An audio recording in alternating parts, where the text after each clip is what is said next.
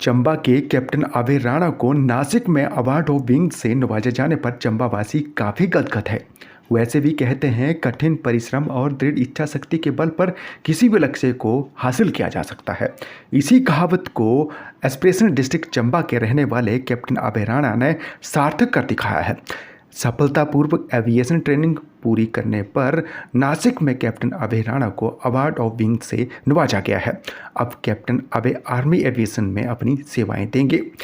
4 साल तक सेना में सेवाएं देने के बाद अभय ने जनवरी 2021 में एविएशन ट्रेनिंग आरंभ की थी।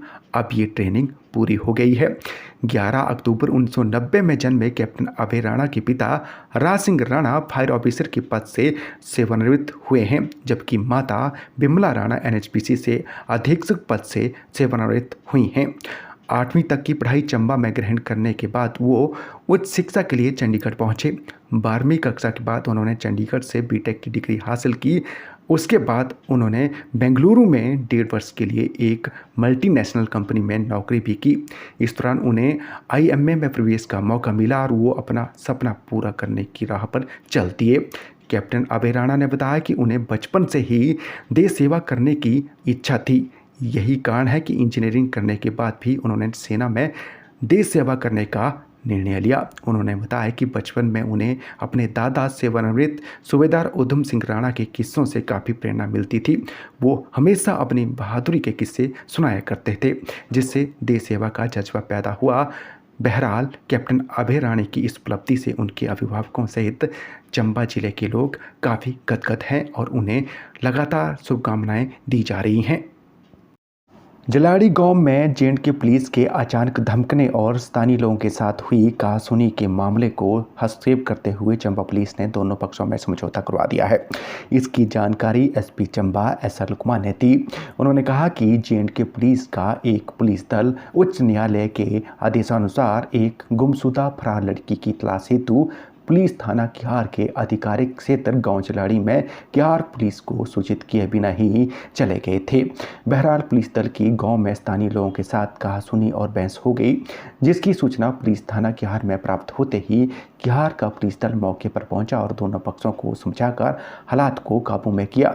इसके बाद पुलिस दल दोनों पक्षों को पुलिस थाना किहार में ले आया और उचित कानूनी कार्रवाई अमल में लाई जा रही है। उन्होंने कहा कि इलाके में शांति का माहौल है। उन्होंने इस विषय पर स्थानीय लोगों से अनुरोध किया है कि वो सोशल मीडिया पर अफवाहें ना फैलाएं। शुक्रवार को चंबा जिले का कोई भी व्यक्ति कोरोना पॉजिटिव नहीं पाया गया है और ना ही इस बीमारी को मात देकर कोई ठीक हुआ है। इसकी जानकारी जिला स्वास्थ्य अधिकारी डॉक्टर जालम सिंह भारद्वाज ने दी। उन्होंने कहा कि चंबा जिले के पेंडिंग चल रहे सैंपल की रिपोर्ट शाम के वक्त आई है। इस दौरान चंबा जिले का कोई भी व्यक्ति कोरोना पॉजिटिव नहीं पाया गया है और ना ही इस बीमारी को मात देकर चंबा जिले में शुक्रवार को कोई ठीक हुआ है। विधानसभा उपाध्यक्ष डॉक्टर हंसराज बिलासपुर एम्स में ओपीडी के शुभारंभ पर सीधे प्रसारण में शिरकत करने वाले हैं। इसकी जानकारी डीवीआरओ चंबा केम सिंह चौहान ने दी। उन्होंने बताया कि विधानसभा उपाध्यक्ष डॉक्टर हंसराज 5 दिसंबर को बिलासपुर के कोठीपुरा स्थित एम्स में शुरू होने वाली ओपीडी के शुभारंभ अवसर पर राष्ट्रीय अध्यक्ष जेपी नड्डा और स्वास्थ्य एवं परिवार कल्याण केंद्रीय मंत्री मानसुख मांडविया के अभिभाषण के सीधे प्रसारण में कार्यकर्ताओं के साथ खंड विकास अधिकारी तीसा कार्यालय के कॉम्प्लेक्स हॉल से शिरकत करने वाले हैं। चंबा जिले से ताल्लुक़ रखने वाले 2 युवकों को जिला कांगड़ा में नारकोटिक सेल की टीम ने चर्च के साथ गिरफ्तार किया है। इसकी जानकारी एसपी चंबा एस.आर. लुकमा ने दी। उन्होंने बताया कि फ्यूंदीराम और राजकुमार निवासी बड़ग्राम को जिला कांगड़ा में नारकोटिक सेल की टीम ने 594 ग्राम चर्च के साथ गिरफ्तार किया है। उन्होंने कहा कि दोनों के खिलाफ एनडीपीएस एक्ट के तहत मामला दर्ज हुआ है और उन दोनों को चर्च की खेप बरामद होने पर गिरफ्तार कर लिया गया है। मौसम विज्ञान केंद्र शिमला की ओर से जारी येलो अलर्ट के बाद चंबा जिले में भी जिला प्रशासन ने एडवाइजरी जारी की है।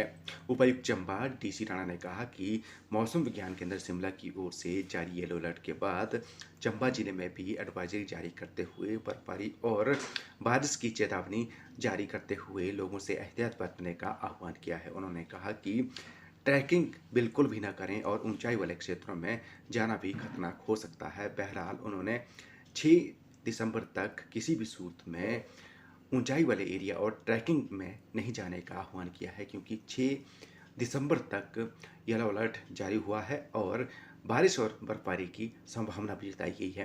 बहरहाल चंबा जिले की जनता को संभलने की आवश्यकता है और सावधानी बरतने की भी जरूरत है।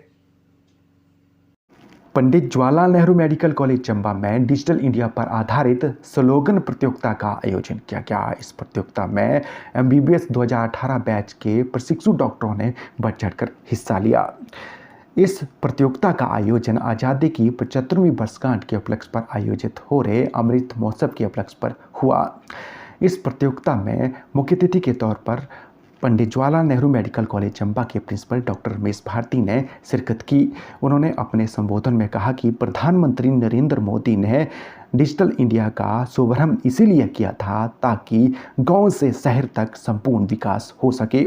इस प्रतियोगिता में दीक्षा, दिलप्रीत, दिव्या, गंधर्व, गौरव, हर्ष, हिमानी, इलासा, ईशान कालिया और ईशान खिमता पहले स्थान पर रहे। इसके अलावा मनीष, मेघा, मोहित, मोनिका, निमिष, नैन्सी, निखिला, नैसुल, नवीन और नितिका दूसरे स्थान पर रहे। इसके अलावा शीतल, शिखा राणा, शिखा ठाकुर, शिवांगी, सुचिता, स्पर्श, स्मृति, सौरभ और सुकृत ठाकुर तीसरे स्थान पर रहे। इस प्रतियोगिता के दौरान डॉक्टर सुभाष, डॉक्टर प्रवीण और डॉक्टर डेजी सहित पंडित जवाहरलाल नेहरू मेडिकल कॉलेज चंबा की अन्य फैकल्टी भी मौजूद रही।